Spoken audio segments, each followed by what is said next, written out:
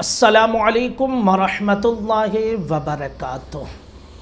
हिंदुस्तान में, इंडिया में मुस्लिम तंजीमें बनी हुई हैं जो सियासत में कहीं ना कहीं दूर ही से सही वो लोग सियासत में हिस्सेदारी बनाने की कोशिश कर रहे हैं। लेकिन क्या आप जानते हैं कि उन मुस्लिम तंजीमों में जो लीडरशिप है वो इंतहाई बुज़दिलाना है, बल्कि ये कह लीजिए कि वो मुनाफिकाना है। जी हाँ, मैं बात कर रहा हूँ जमीयत उलमाए हिंद की। मैं बात कर रहा हूँ इस तरह के महमूद मदनी की तंजीम हो, अरशद मदनी की तंजीम हो, जो पॉलिटिकल कहीं ना कहीं ज्वाइन है। इस तरह की तंजीमों के जो सरबराहान हैं उनके अंदर मुनाफिकत है। वो कौम को सिर्फ लूटना जानते हैं, वो कौम को सिर्फ वरगलाना जानते हैं। जंतर मंतर पर पब्लिक जमा करके भड़काऊ भाषण देके दरअसल मुस्लिमों का शोषण करवाना चाहते हैं। बाकी इनकी औकात नहीं है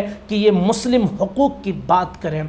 कलीमुल्लाह सिद्दीकी की गिरफ्तारी के बाद 15 साल हो चुके थे। चाचा और भतीजे का झगड़ा जमीयत उलमाए हिंद की किसके पास रहे? अरशद मदनी का मुतालबा अलग, महमूद मदनी का मुतालबा अलग। 15 साल से जुदा जुदा थे। एक ने जमीयत उलमाए हिंद अलिफ रख ली, एक ने जमीयत उलमाए हिंद मीम बना लिया। अलग अलग थे। लेकिन कलीमुल्लाह सिद्दीकी को जब गिरफ्तार किया गया तो इन दोनों को यह एहसास हुआ कि गिरफ्तारी की तलवार अब हमारी गर्दन पर लटक रही है। तो इन्होंने क्या किया?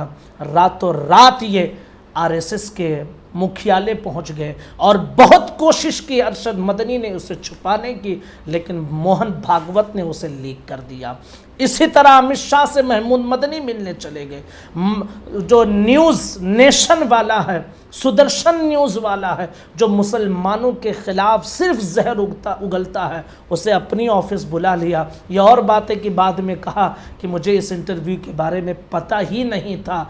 आप मेरी ज़बानी ही नहीं, सुप्रीम कोर्ट के वकील हैं, 2 वरिष्ठ वकील महमूद पराचा और इसी तरह एक और गैर मुस्लिम एडवोकेट हैं।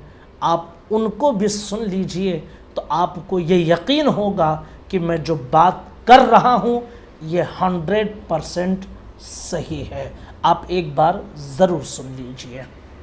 वो लोग डायरेक्टली या इनडायरेक्टली प्रधानमंत्री और होम मिनिस्टर की तारीफ करते हैं, मिलने जाते हैं। मैं सीरियसली इस बात को बता रहा हूं, मिलने जाते हैं। उन लोगों का बाइकआउट होना चाहिए, वो गद्दार है। क्या बात करेंगे आप आरएसएस के लोगों से जो इस बात को तय कर चुके हैं कि हमें संविधान खत्म करके मनुस्मृति लागू करनी है? उनसे क्या बात करके और क्या समझाएंगे उन्हें सिर्फ ये जाके कह सकते हैं कि हम आपके पैरों में गिर चुके हैं, हम आपकी हर बात मानेंगे, सिर्फ हमें हमारी कम्युनिटी को धोखा देने का रास्ता बता दो। कैसे हम उनसे मीठी मीठी बातें करके, कैसे जज्बाती तकरीरें देके उनको बेवकूफ बनाएं और आपकी मदद करें, ये काम कर रहे हैं जो लोग उनसे मिलने जाते हैं। ये समझ लीजिए आप, उन्होंने सारी इंस्टीट्यूशंस जो हैं हाईजैक कर ली हैं। उन्होंने हम लोगों के, खास तौर पे एससी एसटी, माइनॉरिटीज और ओबीसी के जितनी टॉप लीडरशिप है सब हाईजैक कर ली। इस बात को जब तक हम तस्लीम नहीं करेंगे हम एक कदम आगे नहीं बढ़ा पाएंगे। अपने अंदर से गद्दारों को आइडेंटिफाई नहीं करेंगे हम एक कदम आगे नहीं बढ़ा पाएंगे। सबसे पहला काम है, हम लोग इतने कमजोर नहीं है, समझ लीजिए आप, ये गद्दार हैं जो हमारे पैरों में बेड़ियां बांध रहे हैं। आइडेंटिफाई कीजिए उन गद्दारों को जो डायरेक्टली या इनडायरेक्टली